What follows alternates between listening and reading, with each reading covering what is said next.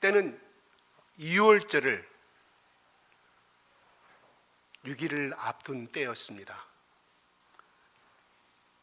그 예루살렘으로 올라가는 길에는 전국에서 또한 그 이스라엘과 가까운 나라에 흩어져 있던 모든 이스라엘 백성들이 순례의 길이 길게 행하여지고 있었습니다.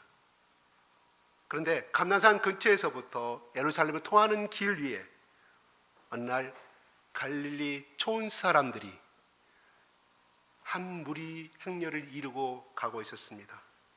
그들 중에 한 젊은이가 이웃 마을에서 나귀 새끼를 구하여 오게 합니다. 그 나귀 새끼에게는 거기 사람이 앉을 만한 안장이 없었기 때문에 안장 대신 겉옷을 벗어 나귀 어미도 아니고 자그마한 나귀 새끼 등에 걸쳐 앉게 됩니다. 나귀를 타고 가는 그 젊은이의 그 길 위에 많은 사람들이 겉옷을 벗어서 길에 펼치고 있습니다. 그리고 예수께서 예루살렘으로 오신다는 것을 듣는 무리들이 길가에 있는 종려나무 가지를 꺾어서 길에 펼치고 있습니다. 이 나무는 베다니에서 예루살렘으로 들어가는 길목에 많이 있는 나무라고 합니다. 그러면서 무리들이 갑자기 이 젊은이를 향하여 열광적인 환성을 지르기 시작합니다. 호산나 찬송하리로다, 주의 이름으로 오시는 이 곧 이스라엘의 왕이시라고 하면서 말씀합니다. 여기서 호산나란 말은 무슨 뜻일까요? 이 호산나란 말은 구약의 시편 110편 18편 25절에 기록이 되어 있습니다.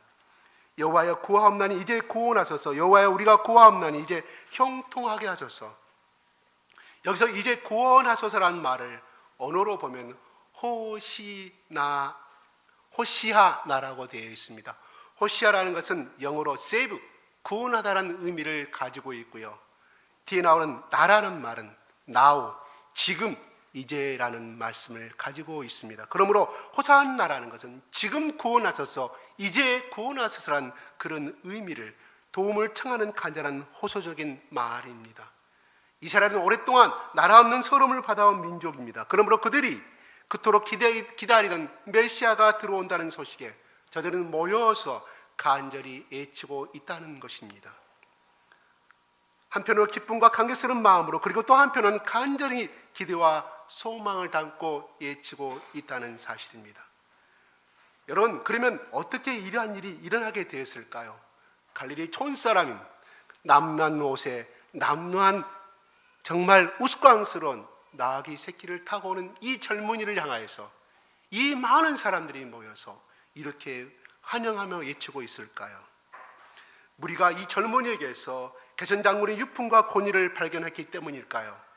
아니면 이 젊은이의 초라한 모습에서 오히려 겸손과 온유함을 발견하기 있었기 때문인가요? 그것도 아니면 우리가 그들의 민족적 희망을 이 젊은이에게 걸었기 때문일까요? 어쨌든 그들은 열렬히 환영하고 있습니다. 주변엔 종려나무의 가지를 꺾어서 자신의 옷을 벗어 깔아 놓았을지라도 그 호산나라에 지는 그들의 심정은 뜨거운 마음이었다는 것입니다. 그러면 이 젊은이가 누구입니까? 누구에게 그들의 마음을 그토록 뜨거워하게 하고 기다리고 있었을까요? 그는 다름이 아니라 바로 그들이 기다렸던 그리스도 예수입니다. 여러분, 2000년 전 예루살렘의 젊은이로서 입성하는 예수는 오늘 지금 이 순간에도 우리 마음에 찾아오시기를 원하십니다. 또한 먼 날 그 언제인가는 모르지만 그분은 만왕의 왕으로 다시 우리에게 나타나실 것입니다. 참으로 이상한 것은 그 많은 사람들이 언제 어디서 예수님이 오신다는 소식을 듣고 모인 것인지 알 수는 없습니다. 이것을 가리켜 우리는 영적 호기심, 영적 갈증, 영적 끌림이라고 해석해 볼 수도 있습니다. 어느 시나 대부분의 사람들은 영적 목마름을 갖고 살아갑니다. 그래서 사람들은 그 영적 목마름을 해결하기 위해서 수많은 방법을 동원하고 수많은 여러 가지 그를 동원하여서 그 영적 목마름을 채우고자 합니다. 그래서 사람들은 마음이 공고하고 영적 목마름 때문에 교회나 가보냐 생각하고 교회에 오기도 합니다. 그래서 영적 갈증의 해결을 교회에 기대하고 살아가는 걸 많이 보게 됩니다. 그러나 교회가 무기력해서 영적으로 아무런 해답을 하지 못할 때는 그런 사람들은 그냥 왔다가 떠나가 버리는 그런 것을 많이 보게 된다는 사실입니다. 당시 이스라엘은 바로 종교 천국이었습니다. 바리새인들과 제사장들은 종교 없이 살 수 없는 시대에 살고 있었지만은 그들은 하나님의 음성을 듣지 못했고 진정한 구원도 경험하지 못한 시대였습니다. 메시아를 기다리는 백성들에게 어느 누구도 속 시원한 대답을 백성들에게 해결하지 못했습니다. 예루살렘에 모인 사람들은 메시아가 온다는 소식을 듣고 종려나무 가지를 들고 나가 흔들며 환호했습니다. 종려나무 가지를 흔든다는 것은 곧 사랑과 기쁨, 존경, 환영 등을 의미한다고 합니다. 이 종려나무가 요한계시록 7장 9절 10절은 이렇게 기록합니다.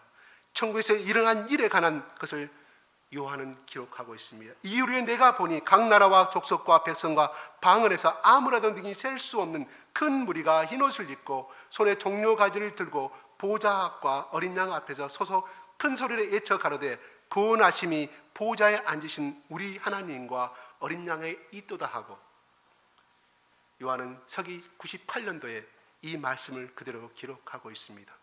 천국에서도 찬송을 부르면서 종려나무 가지를 흔들고 있다는 것입니다. 보좌와 어두서진 어린 양 예수 그리스도 그리고 수많은 영혼들이 흰옷을 입고 종려나무 가지를 흔드는 것을 그는 두 눈으로 똑바로 보았습니다. 천국에서 일어나는 모습처럼 지금 예루살렘 성문에서 많은 사람들이 종려나무 가지를 흔들면서 예수 그리스도를 환영하고 있습니다. 그때 예수님께서 타신 것은 나귀 새끼를 타고 오십니다. 우리가 한번 생각을 해보시기 바랍니다. 얼마나 우스꽝스러운 모습일까요? 낙이 어미면 모르지만 낙이 새끼라 하면 아마 예수님의 팔이 땅에 질질 끌려가는 그러한 우스꽝스러운 모습이 아니었을까 생각해 봅니다. 만약에 예수께서 백마를 타고 오신다면 보기도 좋았을 것이고 더 많은 환영을 받았을 것입니다. 우리는 흔히 영화에 나온 것처럼 앞에선 호위병들이 깃발을 높이 들고 수많은 전차가 수많은 말들이 앞에서 나가는 그러한 기마병의 호위를 받으면서 백성들의 함성이 울려 퍼지는 가운데 나팔 소리는 힘차게 울리는 그러한 개선 장군과 개선 승리의 왕의 모습을 생각해 본다면 2000년 전에 지금 오늘 이 본문에서 나오는 예수 그리스도의 이 모습은 정말 초라하고 우스꽝스럽고 모두 다 비웃을 수밖에 없는 그러한 모습입니다.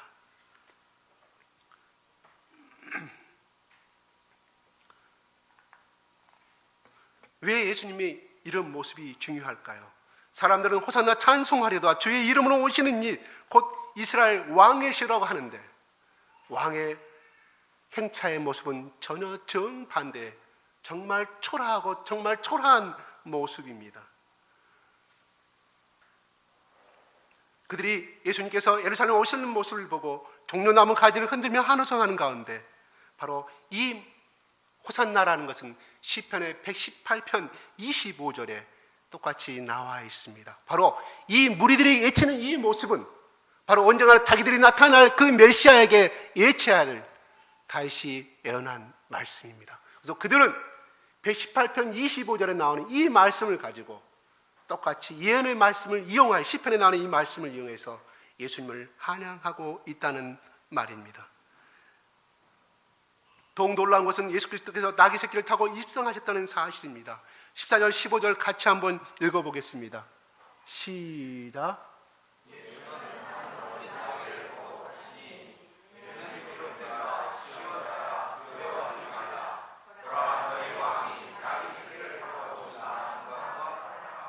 이것은 매우 시적이면서도 소박한 모습이면서도 한편으로는 굉장히 우스꽝스러운 말씀입니다. 예수께서 세상의 영웅이나 개선장군 그리고 골리앗처럼 세상을 호령한 자가 아니라는 사실을 말씀해 주고 있습니다. 우리의 권자는 도살장에 끌려가는 소와 같고 털 깎는 차 앞에서 잠자는 어린 양과 같은 모습으로 나타나고 있습니다. 보기에 흠모할 만한 것도 없이 십자가에서 처철하게 비참하게 죽게 됩니다. 이분이 바로 오늘 예루살렘을 향해서 올라가는 나귀 새끼를 타는 바로 메시아의 모습입니다. 우리는 예수께서 나귀 새끼를 타시고 보통 사람의 환영을 받으며 예루살렘에 입성하는 그 모습에서 우리는 대체적으로 세 가지의 의미를 찾아볼 수가 있습니다. 첫째로 예수께서 예루살렘에 입성하신 것은 그분의 비전과 꿈이었던 십자가에서의 죽음의 행진이었다는 사실입니다. 그분의 예루살렘 입성은 마태나 마가나 누가나 요한의 사복음서에 빠짐없이 모두 기록이 되어 있습니다. 특히 마가복음에서는 예수께서 나귀를 타시고 예루살렘에 입성하신 것을 제자들에게 예수께서 설명을 하고 계십니다. 마가복음 10장 32절 34절에는 바로 예수께서 3일 만에 다시 살아나실 것, 그전에 능욕하며 징욕을 당하며 침뱉으며 채찍질하고 죽일 것이라고 그들에게 말씀했지만 그 당시에는 예수 그리스도의 제자들은 이 말씀을 깨닫지 못합니다. 예수께서 종려나무 가지를 든 사람들의 호산나 환영을 받으며 예루살렘에 입성하시는 일을 제자들에게 미리 말씀하고 있었습니다. 예루살렘을 올라가시는 것이 곧 십자가에 못 박혀 죽으러 가는 길임을 말씀하였습니다. 예수께서는 예루살렘 입성이 십자가의 죽음을 뜻하는 것임을 알고 계셨던 것입니다. 우리 중에 만약에 일주일 후에 바로 이날은, 올라가는 이날은 바로 오늘날의 지금 우리가 쓰고 있는 달력으로 따지면 일요일입니다. 안식일은 언제입니까? 6월절의 안식일은 바로 금요일부터 시작이 됩니다. 바로 약 일주일 후에 자신이 죽을 것이라고 알고 있는 사람은 우리는 아무도 없습니다. 우리 중에 자신의 미래를 분명히 알 수 있는 사람은 지금 방문하는 것, 예배 드리는 것 등이 남들과 다를 것입니다. 사람을 만나는 것도 다를 것입니다. 그러나 우리는 영원히 죽지 않을 것처럼 살기 때문에 오늘을 살아가고 있다는 사실입니다. 둘째, 예수님의 예루살렘 입성은 성경 말씀의 응답이었습니다. 예수께서 나귀 새끼를 타고 종려나무 가지를 흔드는 사람들의 환호를 받으며 예루살렘에 입성하시는 것은 우연의 일치가 아니라는 사실입니다. 바로 스가랴서 9장 9절에 이렇게 말씀합니다. 시온에 따라 크게 기뻐할지어다. 예루살렘에 따라 즐거이 부를지어다. 보라, 너의 왕이 너에게 임하나니 그는 공의로우며 구원을 베풀며 겸손하여서 나귀를 타나니 나귀의 작은 것 곧 나귀 새끼니라고 말하고 있습니다. 이거는 이 앞으로 나타날 메시아에 대한 예언의 말입니다. 이 스가랴 선지자가 이 말씀을 기록할 때는 바벨론 포로로 돌아오기 전에 약 BC 550년, 기원전 550년에 기록한 말씀입니다. 바로 예수 그리스도 돌아가신 그 30살 잡고 있을 때 580년 전에 예언한 말씀이 오늘날 성취되고 있다는 것을 말씀해 주고 있다는 사실입니다. 구약에는 메시아가 태어날 장소, 시간, 모습 등이 모두 예언되어 있고 메시아가 나귀 새끼를 타고 입성할 것이라는 예언도 구약에서 말씀하고 있다는 사실입니다. 왕이 예루살렘에 입성하실 때 나귀 새끼를 타실 것이며 나귀 새끼를 타시는 이유는 온 인류의 죄를 대신 지시고 공의로우시며 구원을 베푸시고 겸손하시기 때문이라고 말씀하고 있습니다. 이런 내용이 본문 15절 말씀에 이렇게 말합니다. 이는 기록된 바 시온 따라 두려워 말라. 보라, 너희 왕이 나귀 새끼를 타고 오신다 한가 같더라며 정확히 응답하고 있습니다. 마가복음에 예수께서 예루살렘에 입성하시는 것은 십자가에서 죽으시고 우리의 죄를 용서하시기 위함이라고 말씀합니다. 그러므로 오늘 본문 말씀 요한복음 12장 15절 말씀은 곧 구약 예언의 성취이시며 하나님의 계획과 뜻이 이루어지는 것임을 말씀하고 있다는 사실입니다. 세 번째로 우리가 더 생각할 알 수 있는 것은 예수께서 예루살렘 입성을 유대인들의 명절인 유월절에 마치고 있다는 사실입니다.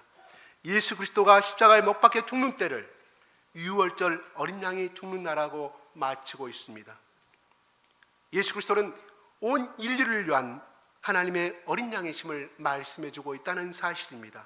그래서 그날 그 시간에 맞추어서 인류의 제물인 어린 양으로 입성하시고 있다는 사실입니다.